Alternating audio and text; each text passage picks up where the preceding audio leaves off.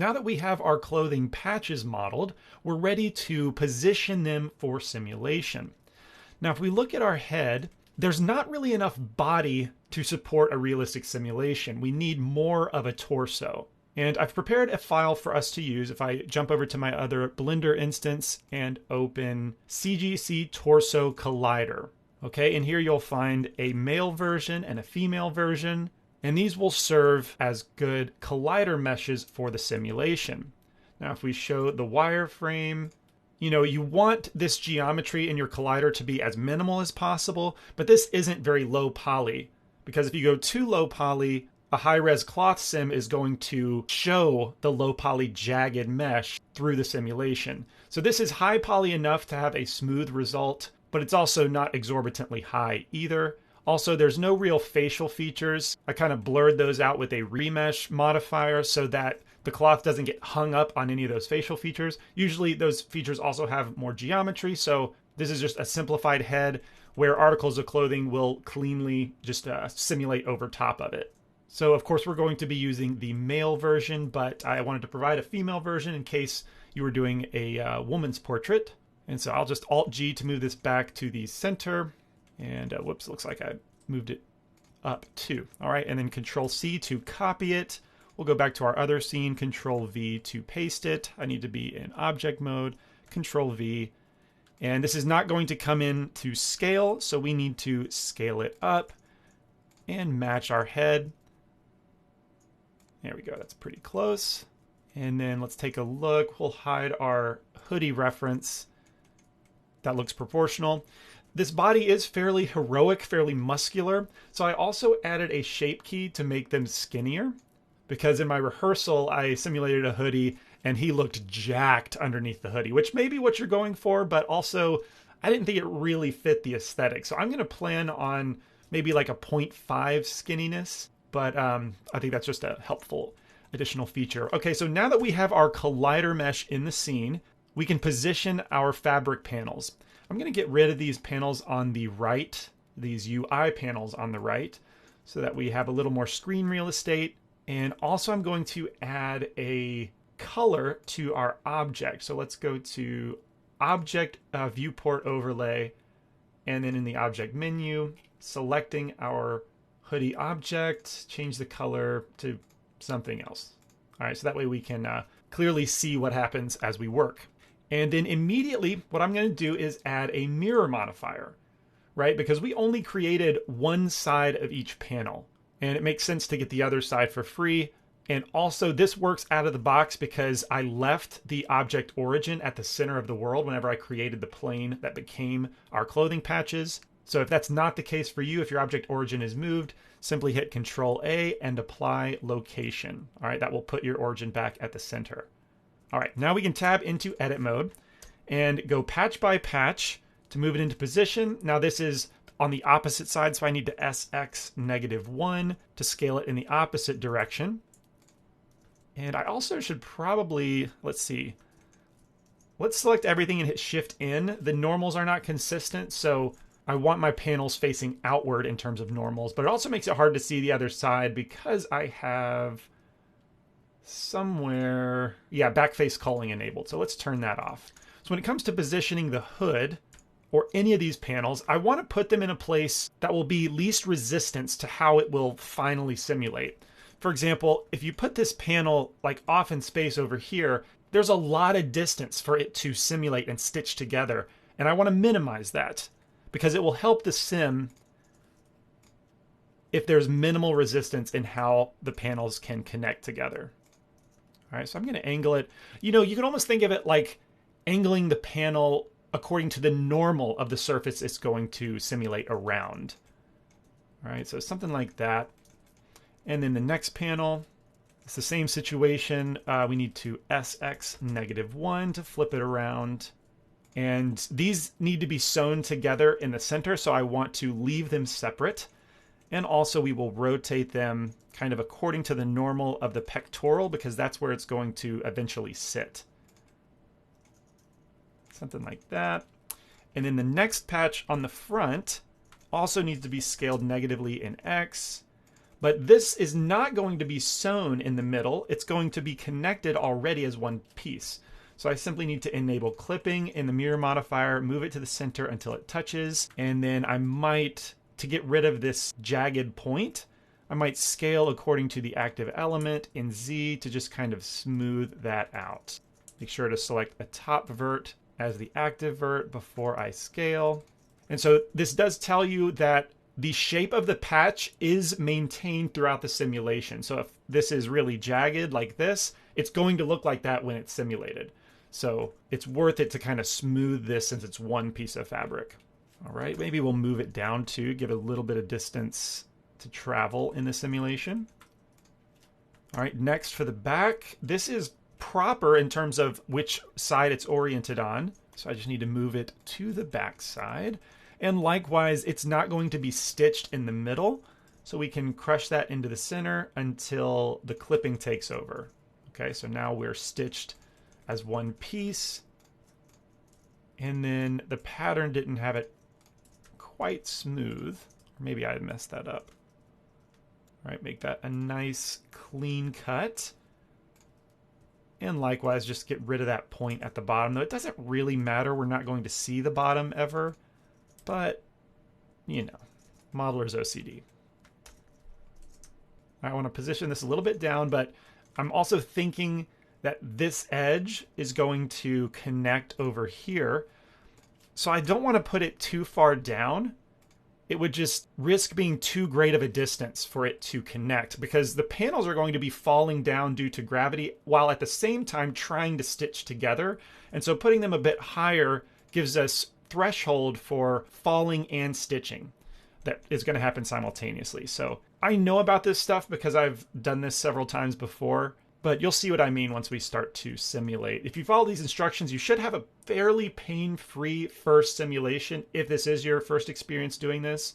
But simulation is almost never a pain-free situation. I've only learned from experience how to set up for the best calculation and had to learn it the hard way.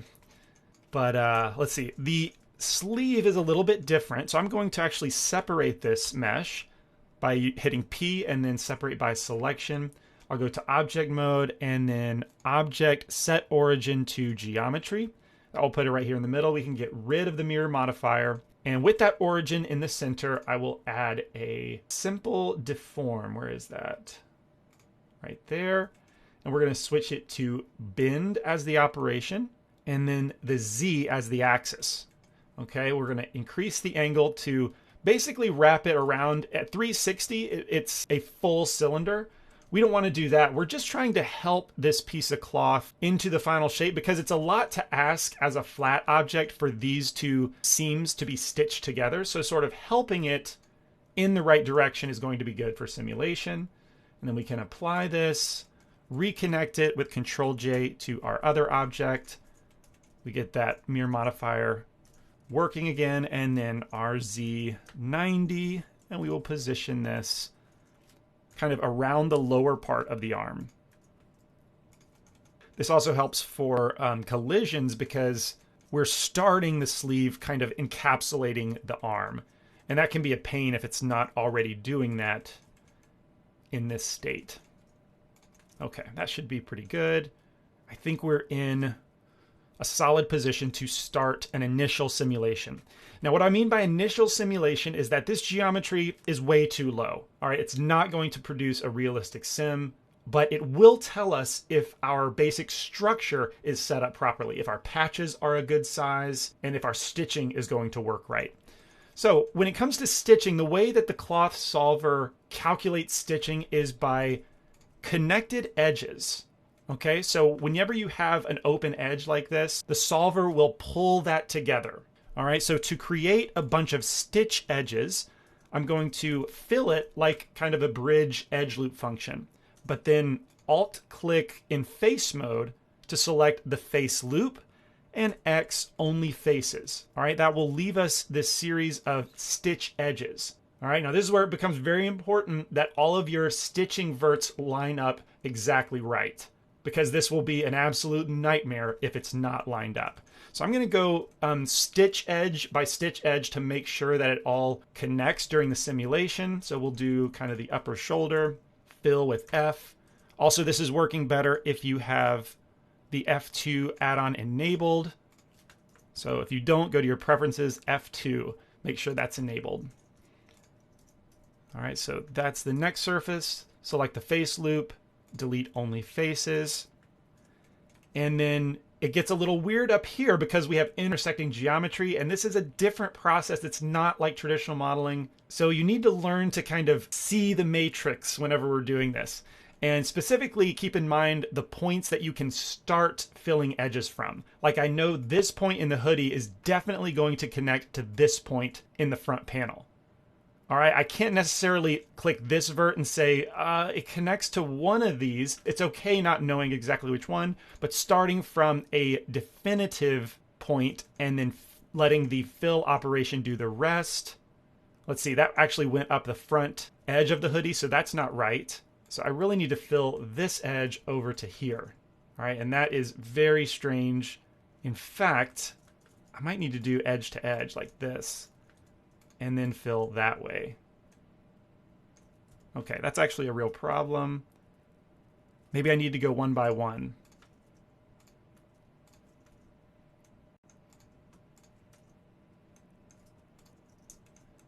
All right, now if our verts match exactly, the filling will stop in an intuitive place. So I got to the end of this panel, which left us at that vert. So this vert in the hoodie must connect over here. Right? So we'll connect there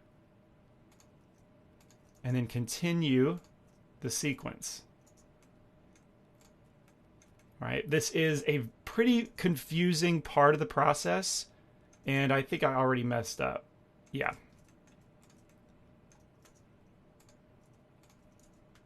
So you want to take your time here. You want to make sure that all your edges are connecting properly, because if it's not, your simulation will be wonky, and that'll tell you if you haven't done it properly.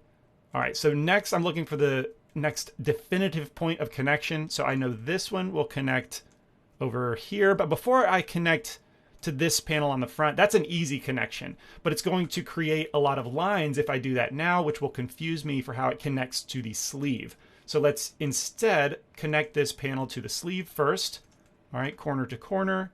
And then I want to fill, okay, there we go. That worked properly. So I can just fill up until it stops.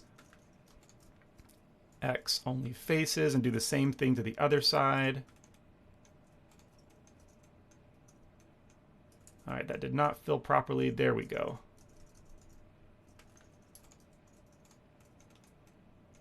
All right, now with the more difficult seam stitch connection established, it'll be easier to fill the easier spots. Like this one, very easy to stitch, and then this one also very easy to stitch. Let's see. Okay, I got confused for a minute because the panels on the front are actually separated. So this corner goes to this corner, right? The small edges right here, those need to connect first. I might need to do these manually. Okay, and then this vert will also connect down here. And that's not wanting to fill. Since this is such weird geometry, the tools get a little confused from normal polygon modeling operations, but you can make it work. You know, it also might help in hindsight if I moved this up, right? Just for the sake of connecting the stitch points, and then move it back down once it's done with that part. Although having the hoodie a little bit higher might help for simulation. Again, giving it time to be pulled down by gravity and the stitching force. Okay, I think that's it except for the points that connect in the middle. So I will E to extrude, connect it at the clipping point for both the front panel and in the hoodie, the seam in the hoodie. There we go. At this point, I want to save a version of this because each step of this process has some milestones that we want to maintain in case we have to go back, which is very common. So Shift Control S to save a new version of the scene, clothes sim01. All right, now the reason I wanted to save then is because the next step is to apply the mirror modifier, because that leaves this edge in the middle and that will not sim properly. All right, so I need to X delete the edge loops and then X delete only faces. That will sim properly. Even if you do this kind of thing, only faces, and you have these verts connected, even if there's no edges in between, delete those edges, the simulation will leave space in between the stitch points because there's a vert there. So we want to make sure that we get rid of these points. Okay.